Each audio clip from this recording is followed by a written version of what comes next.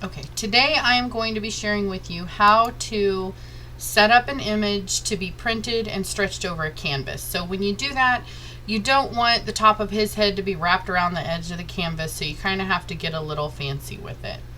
The first thing you want to do is unlock this background image over here on the layers panel. If your computer will not let you unlock that, if it's just stuck and it won't give you the access, the workaround is to get your rectangle tool from over here, draw all the way around the whole thing, Control C to copy, Control V to paste, and now you see I have another layer, and that is how you get around that. If it will not let you paste a new layer in, you're going to have to create a new document. So that's, you would go File and New. It will probably set it up to be exactly like what you just had. And you can say create, and you can paste, and now you have the document that you can work with. The first thing I'm going to do with this image is I'm going to go to Image and Image Size.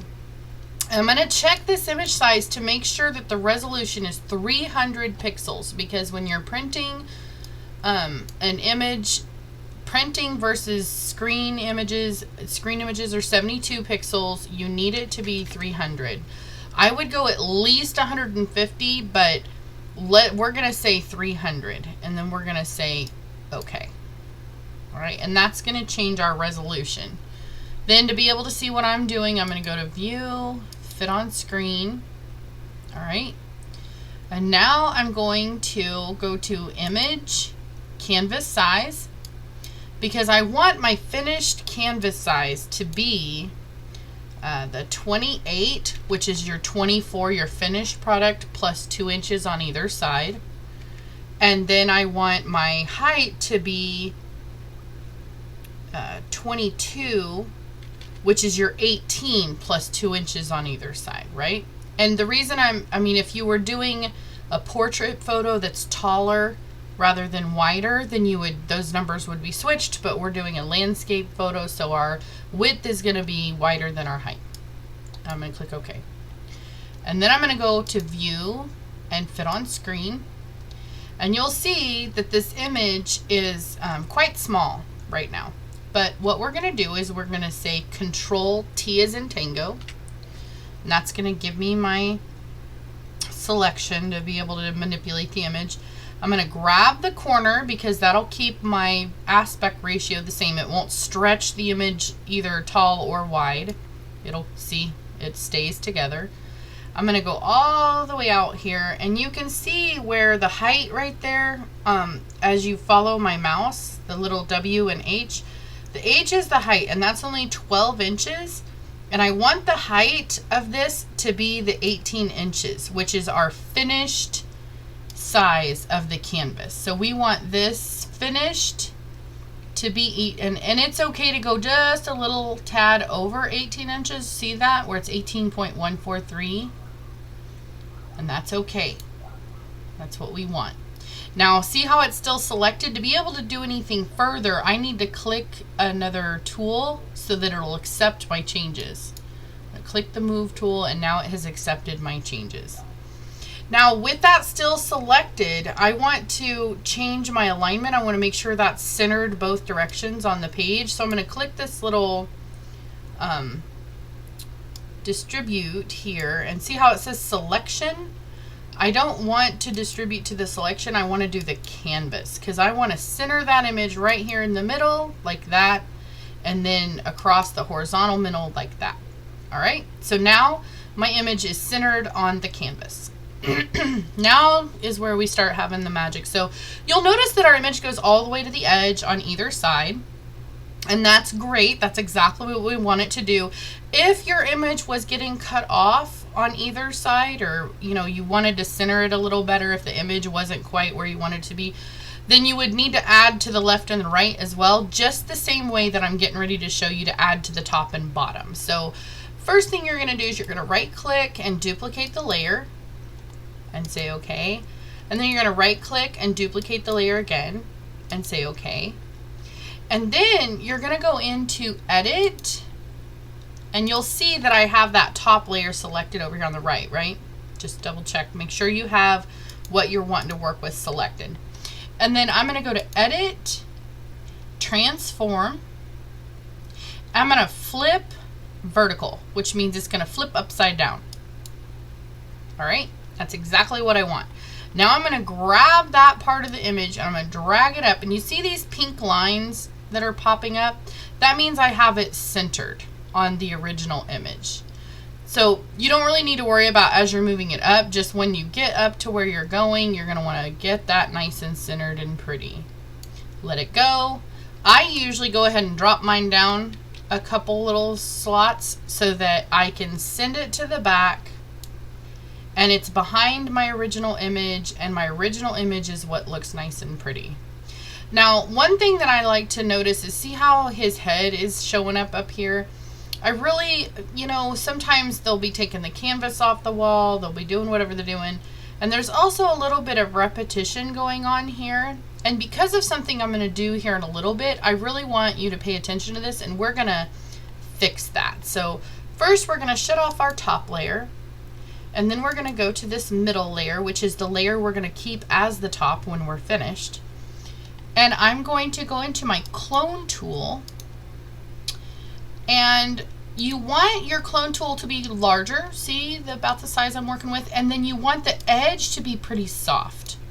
All right, and this hardness means that it kind of fades around the edge of that circle, so we don't have, I can explain. So if we go into the hardest that it can go, 100% hard, then when we select the thing we want to clone and we go over here and we click, do you see how that's got edges all the way around it? It looks kind of funky, doesn't it? So we don't want that edge, and that is why you want your hardness to be turned all the way down.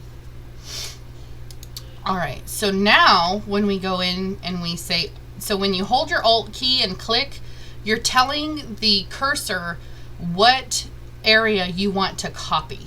All right, so I'm going to click here, and now when I come up here and I say paint, I'm copying that section down underneath.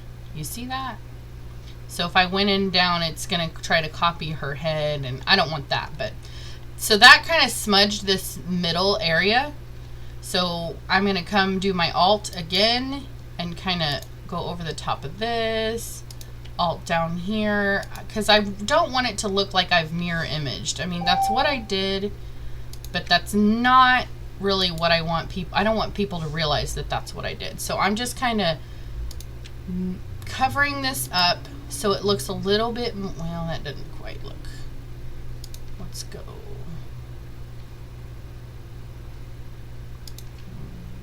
There. Okay.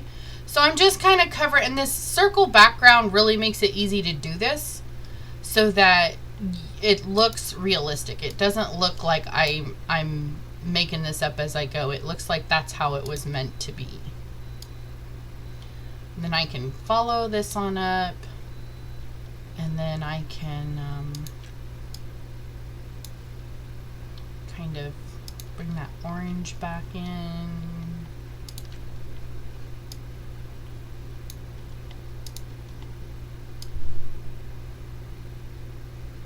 Alright, see how I'm kind of following that along, and then I'm going to go right here.